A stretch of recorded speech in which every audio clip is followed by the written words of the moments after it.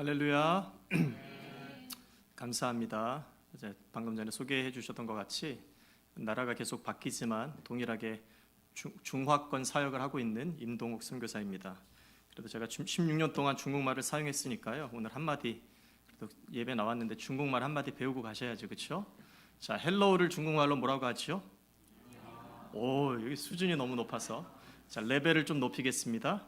자, 예수님이 당신을 사랑하십니다. 잘 모르겠으면 비슷하게 하면 됩니다. 예수 하면 비슷해요. 예수 아이니. 자, 우리 옆 사람을 바라보시고 예수님이 당신을 축복하십니다. 예수 아이니. 예수 아이니. 자, 정말 오랜만입니다. 그렇죠? Long time no see. 하우지오 부지엔. 예, 하우지오 부지엔. 오래간만에 뵙습니다. 자, 중국에서 7년 그리고 대만에서 이제 8년 그리고 현재 치앙마이, 제가 다음에 또 오게 되면 또 나라가 바뀔지 모르겠지만요, 2009년에 파송받아서요 지금까지 계속해서 중화권 사역을 하고 있습니다. 사진 보시면 가족 사진이 없어져 버렸네요. 쇼? 아까 일부 예배 때 있었던 가족 사진이 사라졌습니다. 괜찮습니다. 있었는데, 그렇죠? 요 다음 장이 가족 사진이었는데 사라져 버렸어요. 큰 딸이 3살 그리고 둘째가 6주 때 저희가 2009년 시작을 했고요. 저기 나왔네요. 지금 이제 다 커서 지금 큰 딸이 이제 대학교 1학년, 그다음에 둘째가 11학년, 그리고 셋째가 9학년이 되었습니다. 코로나 팬데믹 이후에요. 지난 거의 한 10년 정도 된 것 같아요. 8년에서 한 10년 정도 저희가 미국을 들어오지 못했습니다. 그래서 그러다가 이번에 이제 짧은 2개월의 일정으로 오게 되었습니다. 지난 한 달은 텍사스 지역의 달라스하고 그다음에 오스틴 지역에서 있었고요. 그다음에 지난주 수요일 날 이제 산호세 왔습니다. 집사람과 둘째는 지금 사진으로만 인사드릴 수 있을 것 같은데 지금 이 자리에 없고요. 이제 돌아오는 목요일 날 이곳에 오게 됩니다. 그래서 성도 여러분들께 인사드리도록 하겠습니다. 세계 선교교회에 오는 일은 저에게 언제나 큰 기쁨입니다. 너무나 감사해요. 고 목사님 또 숙소로 준비해 주시고 또 직접 타고 다니시는 하이브리드, 이게 제가 처음 차가지고 처음에 시동을 걸었는데 소리가 안 나가지고 깜짝 놀랐어요. 왜 이건 누르르릉 소리가 안 나는지. 그리고 제가 테슬라도 여기 미국에 와가지고 타보고 굉장히 출세했습니다. 그런 차량을 또 제공받고 공항 도착 당시에 우리 또 황 목사님께서 늦은 시간까지 거의 새벽 1-2시 돼서 들어가셨을 것 같은데 픽업으로 섬겨주시고, 그리고 저희 선교지를 위해서 우리 장성욱 동산지기님 오셨죠? 그렇죠? 안 오셨나요? 뒤에 계시네요. 또 스타는 또 뒤에 계시다고 또 뒤에 앉아 계시는데, 그리고 도듬동산 식구들께서 저희 선교지를 위해서 늘 기도해 주시고 그렇게 관심 가져 주시는 덕분에 저희가 지금까지 잘 사역을 하고 있습니다. 오늘 또 저녁 동산 모임에서 자세한 얘기 나누도록 하겠습니다. 오늘은 사도행전 10장에 나오는 고넬료 이야기를 중심으로 하나님께서 어떻게 이방 선교의 문을 여셨는지를 함께 나누고자 합니다. 제가 이렇게 한 문장으로 이방 선교의 문을 열었다라고 얘기를 하는데, 이 얘기가 얼마나 중요하냐면요. 그러니까 유대인만 가지고 있었던 이 복음이 이제 오늘 10장을 중심으로 해가지고 본격적으로 이방인에게 복음이 전해지는데, 만약에 이 사건이 없었으면 어떻게 되었을까요? 그렇죠. 역시 1부 예배도 잘 맞추셨는데 2부 예배도 아주 수준이 높아요. 우리가 복음을 듣지 못하게 되는 겁니다. 한국의 교회가 존재할 수 없고요. 미국에 저희가 이민 생활하는 이곳에 한인 교회가 세워질 수 없었던 것입니다. 그렇기 때문에 지금의 이 이야기가 우리에게 얼마나 중요하고 그리고 또 우리의 삶에 어떠한 관련이 있는지 오늘 이 시간에 말씀을 통해서 함께 나눠보려고 합니다. 자, 말씀을 들어가기 전에 우리가 이제 좀 제가 선물이 앞에 있는데 제가 퀴즈를 하나 좀 내드리고 싶습니다. 자, 말씀의 제목이 하나님의 선교잖아요, 그렇죠?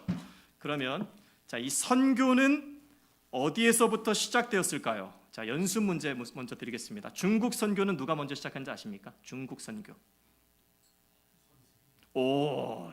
일부 예배 드려서 그런지 대답을 잘하십니다. 인도는 누굴까요? 인도, 우리 많이 들어보셨을 거예요. 그렇죠? 윌리엄 캐리. 자, 그냥 연습 문제니까요. 걱정하지 마십시오. 그 다음에 그러면 미얀마는 누가 있을까요? 미얀마 중심으로 해가지고 지금 그 태국에도요 굉장히 많은 영향을 받아서 교회들이 세워졌습니다. 누가 시작했는지 아십니까? 아도니람 저드슨 들어보셨죠? 위대한 선교사들의 이름이 떠오를 겁니다. 자, 그러면 이건 이제 조금 잘 모르는 거니까 우리가 좀 잘 아는 성경으로 한번 돌아가서 신약은 누가 시작했습니까? 선교를요. 신약 뉴 테스트먼트로 한번 가볼까요? 떠오르는 인물들이 있습니까? 신약에 베드로, 또 사도 바울, 또 어떤 분은 예수님 얘기하시는데 좋아요. 굉장히 접근하고 있습니다. 예수님까지 나왔어요. 그러면 이제 예수님 전으로 한번 가볼게요. 자, 구약입니다. 구약은 누가 시작했을까요? 생각나는 인물이 있습니까? 자, 여기서 맞히셔야 돼요. 선물을 드립니다. 아브라함, 엘리야가 아브라함 뒤지요. 자, 아브라함 나왔습니다. 창세기 12장 나왔어요. 뭐 제가 경매하는 것 같은데. 자, 창세기 12장 전에 없습니까? 누가 얘기하셨어요? 하나님. 자, 목사님 선물 이거 컵입니다. 저희 IMB 컵인데요. 자, 하나님 박수. 자, 몰라도 제목만 잘 보면 맞힐 수 있었는데 아쉽지요? 자, 뭐라고 얘기했습니까? 하나님의 선교. 성경이 어떻게 시작하지요? 태초에 하나님이 천지를 창조하시느니라. 이 말씀은요 단순하게 우주의 기원을 설명하는 것이 아닙니다. 세상을 향한 하나님의 주권적인 선포이고요, 복음이 선포되는 바로 그 지점, 선교가 시작되는 출발점인 것입니다. 그래서 선교는 물론 우리가 뭐 베드로도 얘기하고 아브라함도 얘기하고 뭐 사도 바울도 얘기했지만 시작은 인간이 하신 것이 아니라 누굽니까? 하나님으로부터 시작된 누구의 일입니까? 하나님의 일입니다. 자, 그러므로 우리가 이 개념을 다시 한번 조금 더 한번 생각해 보기를 원하는데요. 이 하나님의 선교, 이걸 이제 미션이라고 얘기하지 않습니까? 미시오 데이. 이거를 두 가지를 기억하십시오. 첫째, 하나님이 선교를 주관하십니다. 같이 따라해 볼까요? 하나님이 선교를 주관하십니다. 자, 누가 주관하신다고요? 하나님. 둘째, 교회는 하나님의 선교에 동참합니다. 따라해 볼까요? 교회는 하나님의 선교에 동참합니다. 제가 이렇게 선교사기 때문에 어떤 분들은 그래요. 선교사님이니까 선교를 좋아하지. 이 단어를 또 이렇게 많이 얘기하지. 그렇게 얘기할 수도 있습니다. 그러나 오늘 말씀을 끝까지 보면요, 이 말씀이 우리의 삶과도 아주 밀접하게 연결되어 있다는 것을 알 수 있을 것입니다. 저는 요즘 이 단어에 아주 꽂혔어요. 16년 동안 꽂혔지만 최근에는요 아주 더 많이 이 선교와 연결되는 선교적 교회, 선교적 해석, 이런 선교적 삶에 대해서 연구하고 가르치는 일을 지난 4년에서 5년 동안 했습니다. 연구하고 가르치고 있습니다.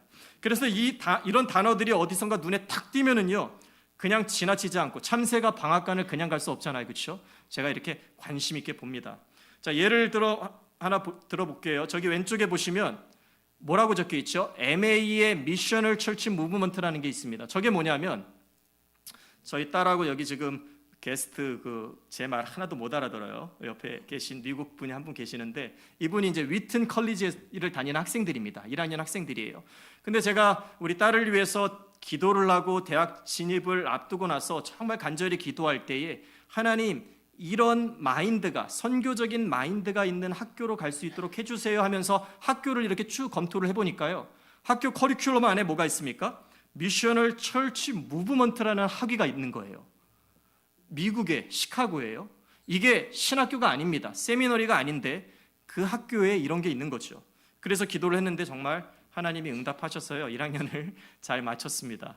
보이프렌드는 아니니까요, 이렇게 오해 없으시길 바랍니다. 그 학교가요 단순히 학문적인 내용을 돕는 것이 아니라 무엇입니까? 모든 학생이 각 과정을 통해서 하나님 앞에 선교적인 비전을 품고 살아갈 수 있도록 도와주는 역할을 하는 것입니다. 자, 밑에 보시면 2025년, 이거는 이제 오스틴에 있는 한 교회의 표어인데요, 강대상 앞에 이렇게 적혀 있습니다. 이사야처럼 선교적인 삶으로 살아가기 하면서 영어 문구가 저렇게 적혀 있었거든요. 저 안에 뭐가 있습니까? 미셔널 라이프.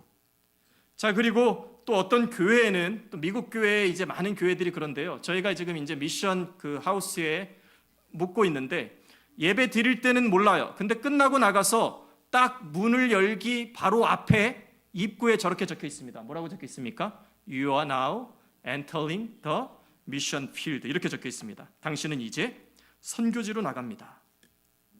제가 대만에 한 8년 있었습니다. 근데 뭐 다 대부분의 교회들이 다 그런 건 아니지만요. 어떤 교회에서는요. 365일 1년 동안에 참 안타깝게도 이 선교라는 단어를 한 번도 들어보지 못하는 교회도 있습니다.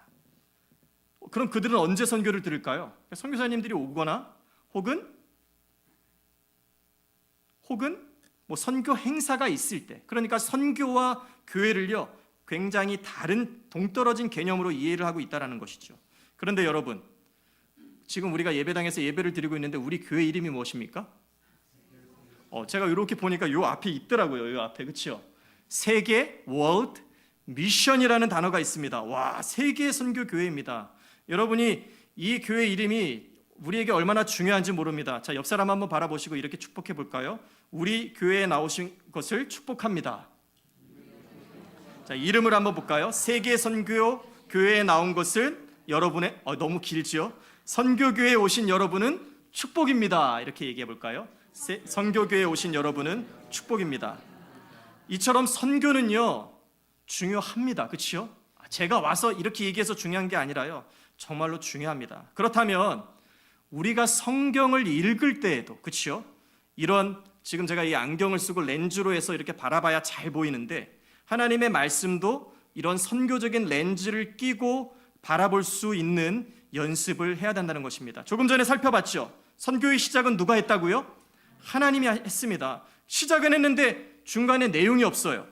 그럼 이상하지 않습니까? 그래서 성경 전체의 내용들이요, 이런 렌즈로 바라봤을 때 모든 사건과 인물들이 이 하나님의 이야기, 하나님의 선교의 관점으로 해석할 수 있는 것입니다. 이거 제가 지금 표를 알고 말씀을 준비한 게 아닌데요, 2025년 우리 교회의 표가 무엇입니까? 하나님의 이야기를 담대하게 전하는 교회. 동일한 얘기입니다. 하나님의 선교 이야기를 담대하게 전하는 것입니다. 창세기서부터 계시록까지는 전체 하나님의 이야기, 하나님의 선교 이야기입니다. 그래서 각 본문들과 사건들도요, 그 큰 그림 안에서 하나하나의 피스를 연결해서 보는 관점도 우리에게 굉장히 필요합니다. 사도행전 10장에 오늘 우리가 살펴보고자 하는 고넬료의 이야기도 마찬가지죠. 그래서 이런 큰 그림 속에 이 작은 피스의 고넬료가 어떻게 연결되는지 오늘 세 가지 질문을 통해서 한번 살펴보기를 원합니다. 첫 번째는 뭐냐면요, 하나님께서 어떻게 이방인 고넬료에게 복음을 전하셨을까? 우리는 간단하게 한 서술형 문장으로 이렇게 질문을 할 수 있지만요, 유대인인 베드로가 이방인인 고넬료에게 복음을 전한다는 그 자체는 원 독자의 시각에서 성경을 바라봤을 때 불가능한 일이었습니다. 그래서 이 질문에 대한 해답을 한번 찾아보기를 원합니다. 잘 기억해 보십시오. 하나님이 어떻게 이방인인 고넬료에게 복음을 전했을까? 두 번째 질문은요, 이 사건이 제가 조금 전에 얘기했던 것처럼 하나님의 큰 이야기인 선교적 목적과 어떻게 연결되어 있는지를 우리가 살펴볼 것입니다. 그리고 가장 중요한 게 있죠, 그렇죠? 그렇다면 이 이야기가 이 시대를 살아가는 우리들의 이야기와 우리들의 삶과 어떠한 관련이 있을까를 살펴보고자 합니다. 첫 번째, 같이 한번 읽어볼까요? 시작. 하나님이 고넬료를 준비시켰습니다. 자, 사도행전 10장 1절에 2절 말씀에 우리가 봤습니다. 고넬료를 이렇게 소개하지요. 가이사랴에 고넬료라는 사람이 있으니 그는 경건하여 온 지방과 더불어 하나님을 경외하며, 이 단어를 쓰고 있습니다. 백성을 많이 구제하고 하나님께 항상 기도하더라. 이 단어를 제가 묵상하면서 좀 살펴보았습니다. 하나님을 경외하다. 영어 성경으로는 아마 fear and respect라고 번역이 되어 있을 거예요. 왜 하나님을 두려워했고 왜 하나님을 존중했을까? 왜 하나님을 경외했을까? 자, 한번 생각해 보십시오. 고넬료의 직업이 여기서 무엇이었습니까? 고넬료는 백부장이라고 얘기했죠. 로마의 직업 군인이었습니다. 군인들은 보통 어떻지요? 국가에 충성하는 사람들입니다. 애국심이 굉장히 커요. 황제에게 충성해야 하는 위치에 있는 것입니다. 한국의 한 중대장 정도급 되는 것 같아요. 그렇죠? 백부장, 그다음에 천부장 그렇게 있지만 어쨌든 이 당시에 이 백부장은요, 그냥 군사들만 다스리는 것이 아니라 행정사법, 그다음에 징벌에 관련된 것까지 가지고 있는 권력이 막강한 사람들이었습니다. 자, 이런 그가 그런 권력을 주는 나라에, 그리고 그가 복종해야 되는 황제를 경외했다라고 얘기하지 아니하고 여기서 뭐라고 얘기하고 있습니까? 하나님을 경외했다라고 표현을 하고 있습니다. 이 고백은요, 어떻게 보면 굉장히 위험한 고백일 수도 있는 것입니다. 제가 예전에 벌써 이제 8년이라는 시간이 지났는데 8년 전에 제가 새벽 예배에 나와서 말씀을 전할 때 그때 잠깐 간증을 했었던 적이 있습니다. 이제 복음을 전하다가 제가 중국의 한국으로 보면 이제 안전부죠. 한국의 안전부 맞나? 안기부. 그 사람들은 이제 안전부라 그러거든요. 안취엔부라 그래서 안전부 그렇게 얘기를 하는데 그 사람한테 붙잡혀서 이렇게 취조를 당한 적이 있습니다. 한 26시간 정도 첫째 날 취조를 당할 때 굉장히 좀 힘든 시간이 있었는데 지금 이렇게 쭉 머릿속에 계속 지금까지 벌써 10년이 지났는데도 맴도는 단어가 하나가 있습니다. 그 친구가 계속 반복해서 중국말로 뭐라 그랬냐면 웨일러 중국어도 구어지야 이런 얘기를 굉장히 많이 했습니다. 이 얘기가 뭐냐면 굉장히 지금 다 알아듣는 줄 알았는데 못 알아듣시네. 중국 정부를 위하여란 뜻입니다.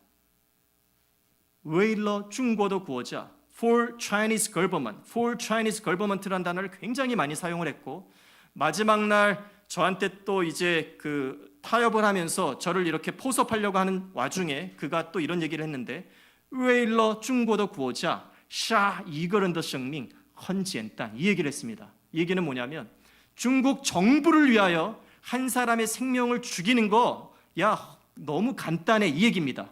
그렇게 얘기하면서 제가 이 사인을 하라고 중국 정부 저를 이렇게 포섭하려고 그랬어요. 중국 공안부로 저를 이렇게 해서 이중 스파이를 만들려고 했는데 제가 그때 거절을 했지요.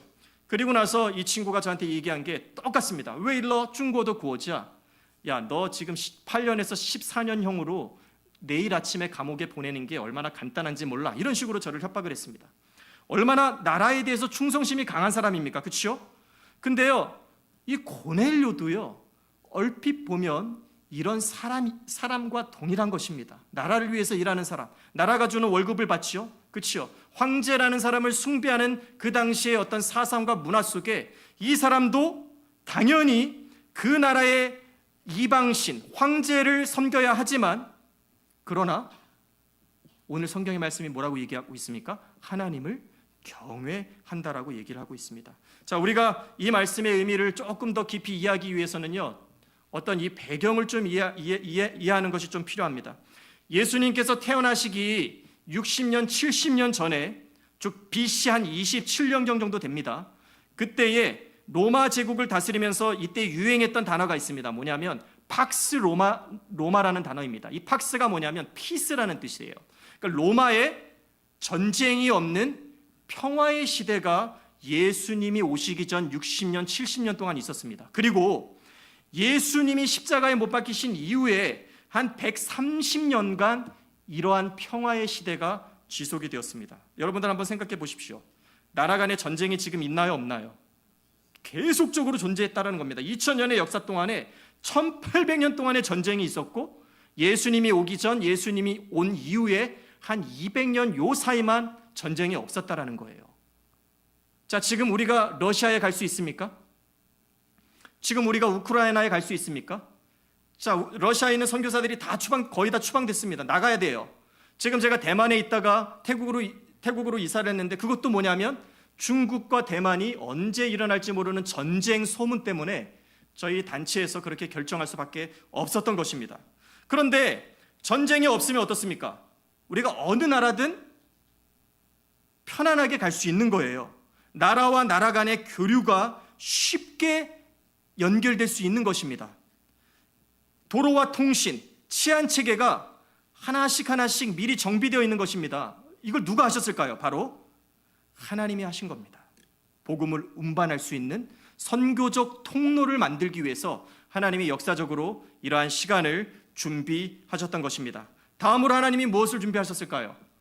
교통을 준비했습니다. 정치적인 상황이나 그 다음에 이제 로마의 헬라어를 사용할 수 있도록, 그렇죠? 모든 길이 로마로 통한다라는 길을 준비하셨고, 그 다음에 헬라어를 통해서 언어가 퍼져나갈 수 있도록 하나님이 그 시간을 준비를 하셨습니다. 또 하나는 무엇입니까? 하나님이 사람을 준비하십니다.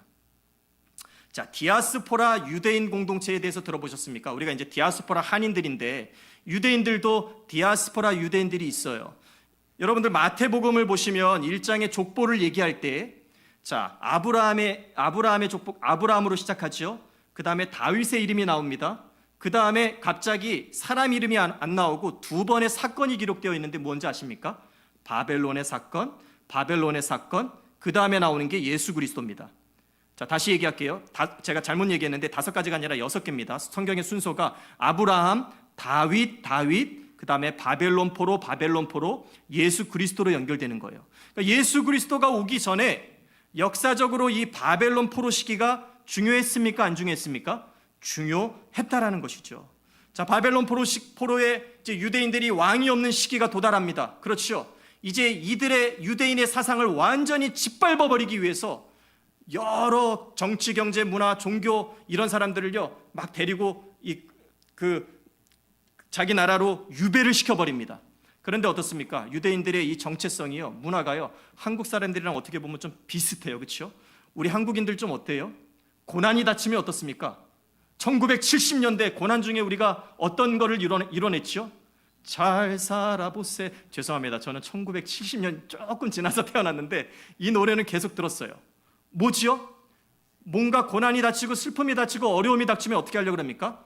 뭉치면 살고 흩어지면 죽는다라는 정신이 있었던 겁니다. 자, 옆 사람 한번 바라보시고, 선교사님 요새는 뭉치면 안 되는데, 뭐 그렇게 얘기하지 마시고 한번 얘기해 볼까요? 뭉치면 살고 흩어지면 죽는다. 자, 뭉치기 위해서 이들이 만든 것이 무엇입니까? 바로 디아스포라의 회당을 만든 것입니다.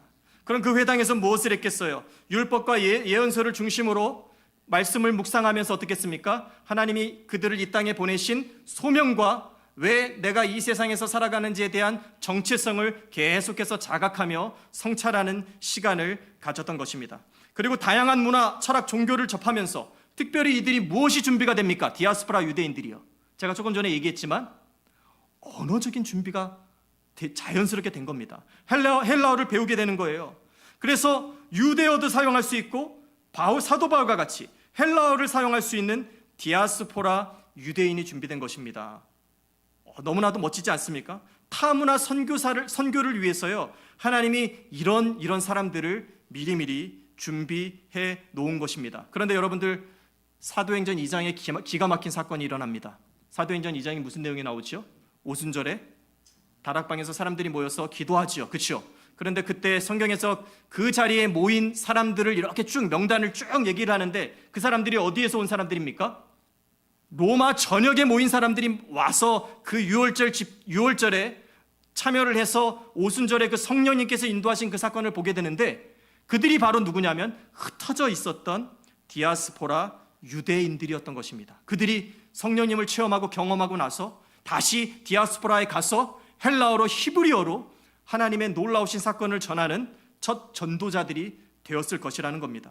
신약과 구약 사이에 어떤 사람들은 400년을 침묵기라고 부르지만요, 이 시기에 하나님이 침묵하셨을까요?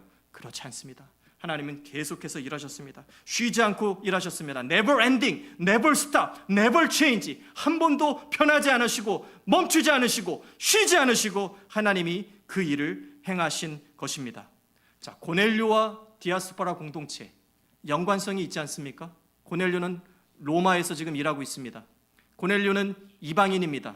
디아스포라 공동체, 미리 하나님을 경험하고, 그렇죠? 하나님의 놀라우신 역사를 경험했던 사람들을 통해서 간접적으로 접촉하여서 고넬료가 하나님을 경외하는 사람으로 하나님이 준비시켰던 것입니다.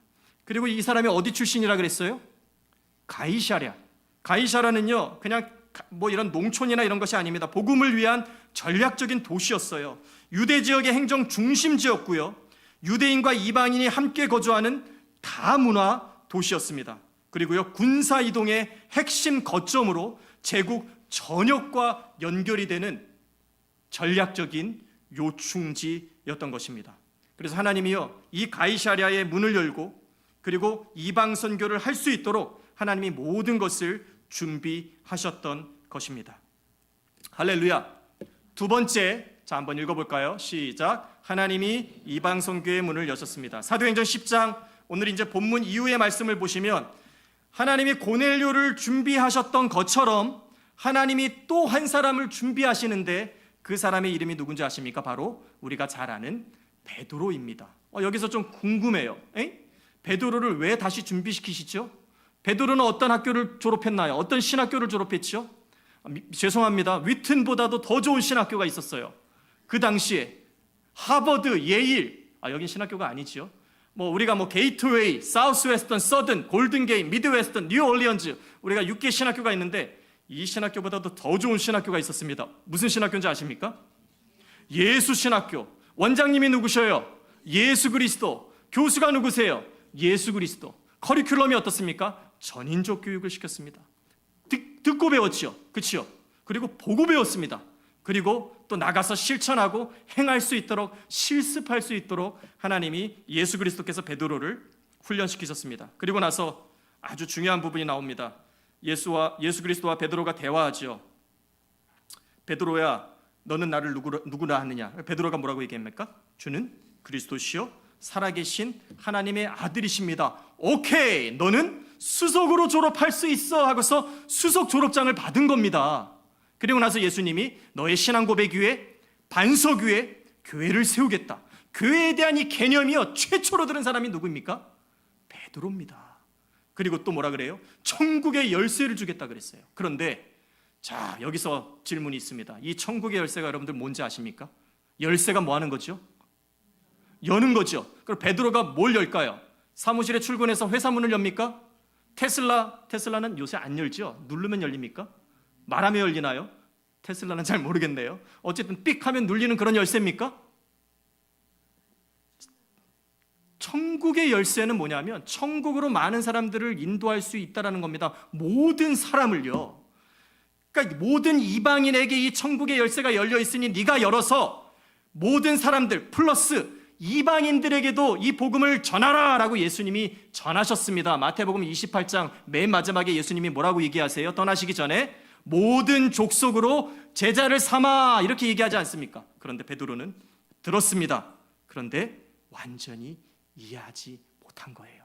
자, 옆 사람 바라보고 팅부동. 자, 팅부동은 I don't understand이라는 뜻입니다. 팅부동. 베드로는 못 알아들었어요. 그러니까 성령님이 또 얘기합니다.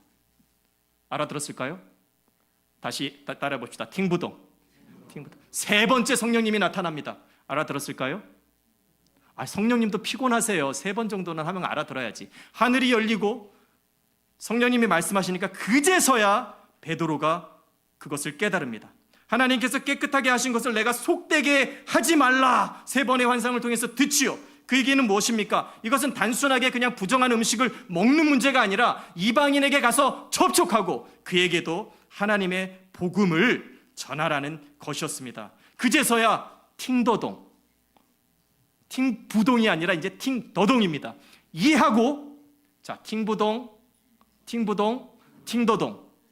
자, 오늘 여러분들이 팅도동 하고 가야 돼요. 다 끝나고 나니까 팅부동 하고서 머리 두들기고 하면 안 돼요. 팅도동 하셔야 됩니다. 아멘. 베드로도 팅도동 하고 나서, 그리고 나서 화평의 복음을 고넬료에게 전했다고 얘기합니다. 복음이 여러 가지로 표현할 수 있는데 왜 여기서 화평일까요? 고넬료가 이미 경건한 삶을 살고 기도하고 구제했지만요, 그의 마음속에 아직까지 예수 그리스도에 대한 핵심 메시지가 떨어지지 않았습니다. 그렇기 때문에 여전히 사회에서 주는 지위와 사회에서 주는 명예와 그런 권력이 그에게 참 평안과 안식을 줄 수 없었던 것입니다. 그런데 이 복음을 듣고 나서 고넬료의 삶이 변화됩니다. 또 한 가지는요, 이 화평의 복음을 통해서 그동안에 닫혀있던 이방인과 유대인의 그러한 벽의 간격이요, 허물어지는 역사가 이루어지는 것을 볼 수 있습니다. 고넬료는 이 복음을 듣고 나서 그리고 진정한 화목을 경험하게 됩니다. 이것은 사도 바울이 고백했던 것처럼, 제가 얘기했던 것처럼 이방인과 유대인의 담을 허는 복음이자 복음이 모든 민족에게 열려 있다는 결정적 표지가 됩니다. 이 사건이 바로 사도행전 10장 사건이죠. 그리고 나서 11장, 12장, 13장, 14장, 15장에 가면 어떤 얘기가 나오는지 아십니까? 예루살렘 공의회에서 리더자들이 모여서요, 이 간증을 듣습니다. 그리고 나서 결정하지요. 오케이, 이방 선교를 우리가 공식적으로 하자라는 결정이 이루어지고, 그제서야 본격적으로 사도 바울의 선교가 시작이 됩니다.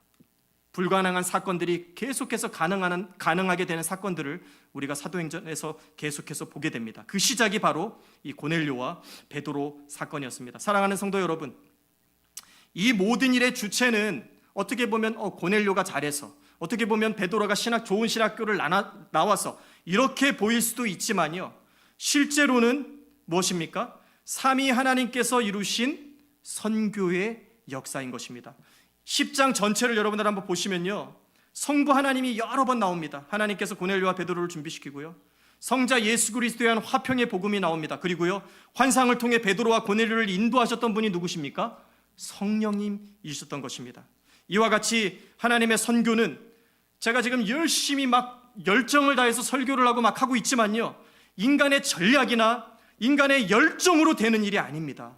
성부, 성자, 성령 하나님께서 마치 베드로에게 하늘문을 여시고 은혜의 담비를 내려주어서 그가 팅부동 그러다가 팅도동이 되어서 이해했던 것처럼 그러한 역사를 통해서 이루어지는 것입니다. 사랑하는 성도 여러분, 이 이야기가 도대체 나와 무슨 상관이 있습니까? 라고 저를 째려보시는 분들이 몇 분이 계십니다. 그래서 이거를 연결을 해야 되잖아요. 도대체 이 이야기가 나와 무슨 상관이 있습니까? 자, 제가 하나님의 선교를 뭐라 그랬죠? 하나님께서 주도하시고 교회는 그 선교에 참여한다. 자, 다시, 하나님의 선교는 하나님이 주도하시고 교회는 그 사역에 참여한다라고 얘기했습니다. 오늘 본문 속의 고넬료는요, 복음을 듣고 믿고 나서 스토리가 끝난 것이 아니라 어떻습니까? 후반부에 보면 이 복음을 혼자만 가지고 있지 아니하고 가족과 친구들을 불러 모아서 함께 복음을 듣고 복음을 전하는 자로 변화된 삶의 모습을 보게 됩니다. 하나님의 선교에 기꺼이 동참하게 되는 것입니다. 이 사건을 통해서 어떤 일이 일어납니까?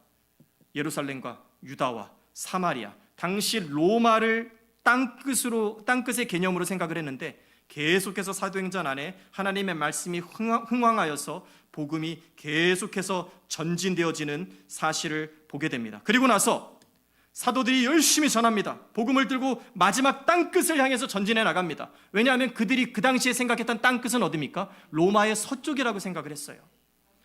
열심히 나아갑니다. 그리고 나서 사도행전 28장 31절에 너무나도 신기합니다. 제가 이 성경 말씀을 준비하면서요, 선교교회의 표도 몰랐고 선교교회에 적혀있는 사도행전 28장 31절 앞에 보이십니까? 여기 나오나요?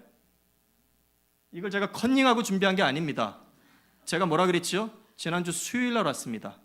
수요일날 오고 말씀을 준비하고 그 다음에 이 표는요, 요 얘기는 제가 일주일 전에 알았지만 이 표는요, 조금 전에 사무실에서 황 목사님하고 교제하면서 알았어요. 황 목사님이 저한테 얘기해 주시더라고요. 목사님 그 성경 말씀이, 저기 보십시오. 요 뒤에 앞에 있나? 여기 있죠. 이 말씀이 선교사님이 준비한 내용하고 똑같습니다. 성경 전체 구절이요, 제가 지금 여기 기록해 놓은 게 있는데 49,000 몇몇 구절이 돼요. 전체가 신구약 성경의 통틀어요. 그런데 제가 이 말씀을 준비하면서 사도행전 결론을 말씀드려야 되겠다라고 하면서 기도 중에 이 구절을 선택을 했는데, 이거 여러분들 우연이라고 생각하시면 안 됩니다. 세계선교교회의 표어가 무엇입니까? 성경 구절 말씀이 하나님의 나라를 전파하며 주 예수 그리스도에 관한 모든 것을 담대하게 거침없이 가르치더라. 아멘. 이 구절은요, 엔딩 결말이 아닙니다. 클로징 결말이 아니에요. 영어 성경을 여러분들 보시거나 원어 성경을 보시면요, 부사구로 끝납니다. 거침없이 담대하게, 마침표를 찍을 자리가 없게 끝나버려요. 왜 그런지 아십니까? 이걸 우리를 초청하고 있습니다. 열린 결말을 저자가 작성함으로 인해서 어떻게 합니까? 우리를 사도행전 29장은 이제 여러분들이 쓰세요 라고 우리에게 바통을 넘겨주는 것입니다. 이제 우리 손으로 써내려야 한다는 무엇입니까? 여러분, 하나님의 초청의 말씀으로 이 말씀을 들으셔야 됩니다.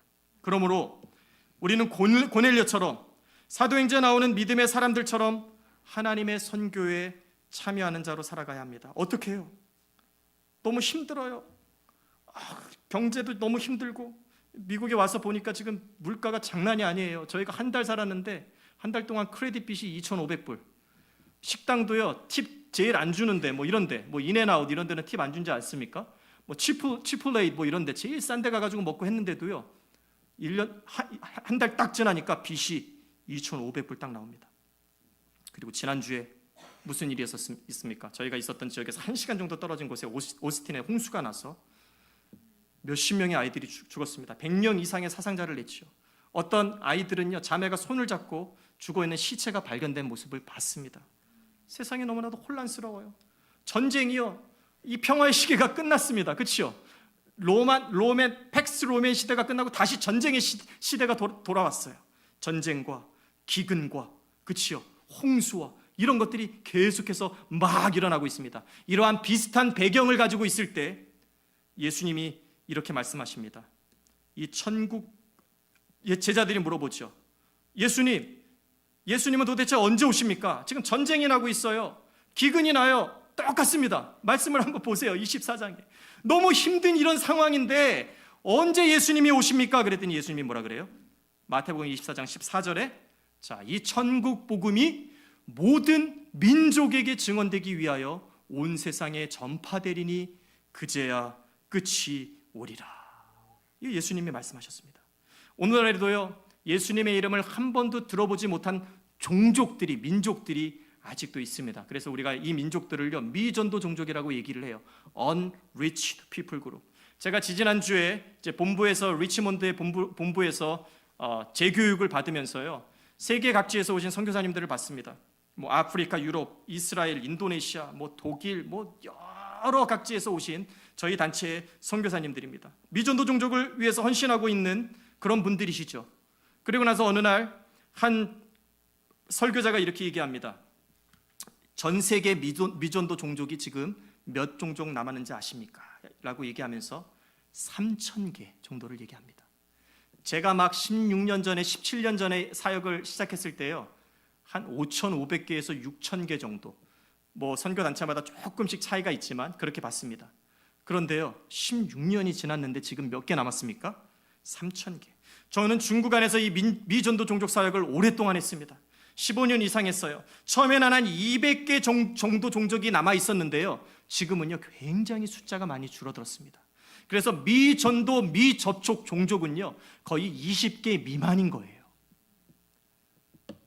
그래서 저희 단체에서 이렇게 격려합니다. 2033년까지 이 사명을 완수하자. 3033년이 아닙니다. 2033년. 지금이 몇 년도지요? 25년. 산수를 못해도 몇 년 정도 생각하는 거지요? 예, 8년. 물론 2034년이 될 수 있고 우리는 모릅니다. 더 일찍 당겨질지 그 또한 모릅니다. 그러나 우리 또한 이러한 역할을 감당해야 하는 것입니다. 직접적으로 그리고 간접적으로요. 기도하셔야 합니다. 그리고 복음을 전해야 합니다. 그리고 여러 가지 모양으로 우리가 또 후원할 수 있어야 합니다. 또 더 많이 파송해야 합니다. 더 많이 협력해야 합니다. 여러 가지 방법으로 함께 하실 수 있는 것입니다. 하나님의 비전은요, 예루살렘과 온 유대와 사마리아와 땅끝까지 복음이 증거되었던 것처럼 단순히 예루살렘에만 국한되는 한 지역의 복음화에 그치는 것이 아닙니다. 동시적으로 땅끝까지 예수 그리스도의 이름이 선포되어야 하는 것입니다.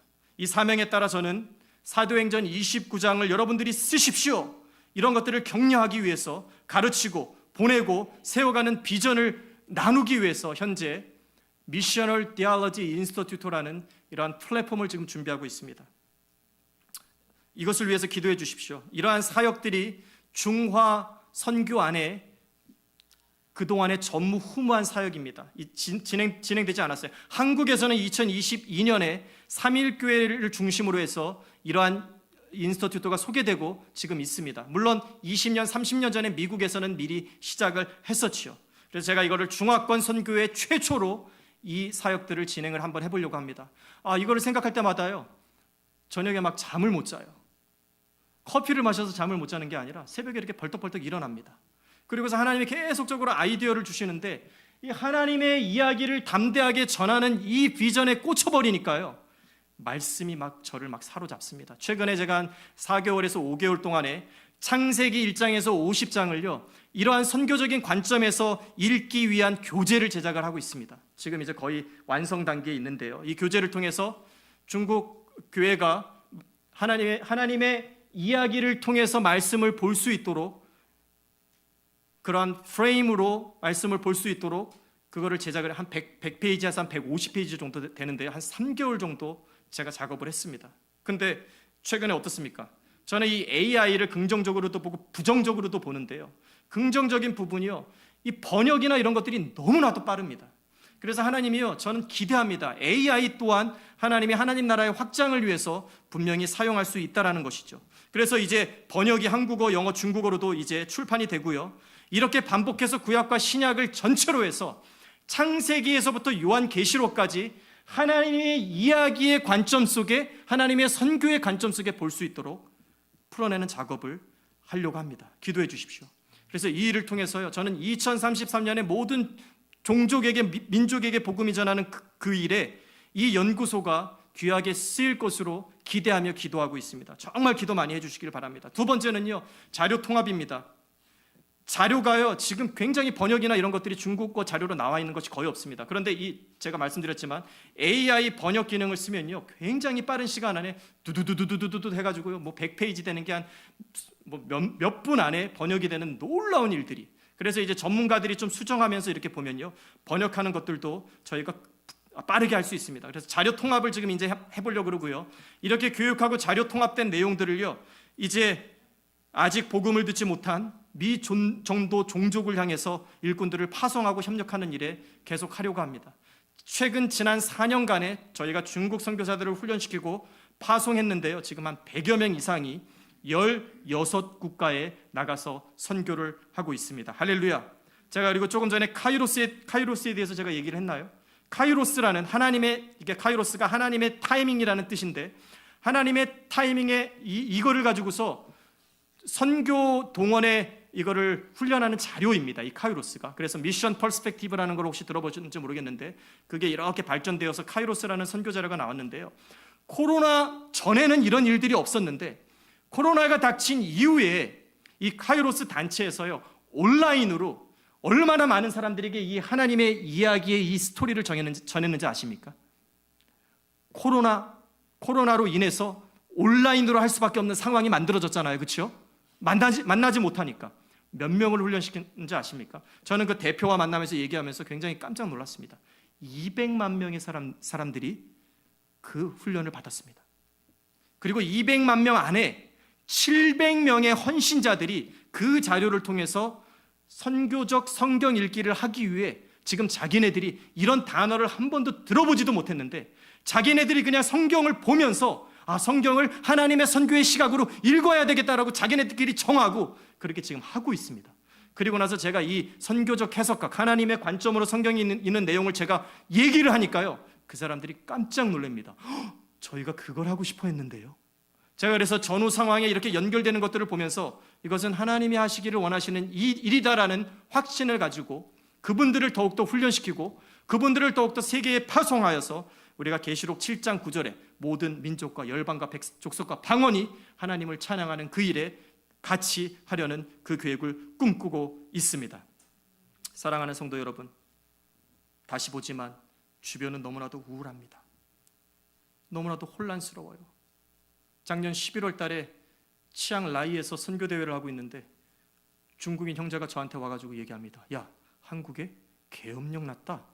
근데 계엄령이라는 단어를 제가 중국말로 처음 들어봐가지고 뭔데? 그랬더니 막 설명을 했는데 뭐라고? 해가지고 쳐다보니까요, 한국에 계엄령이 일어난 거예요.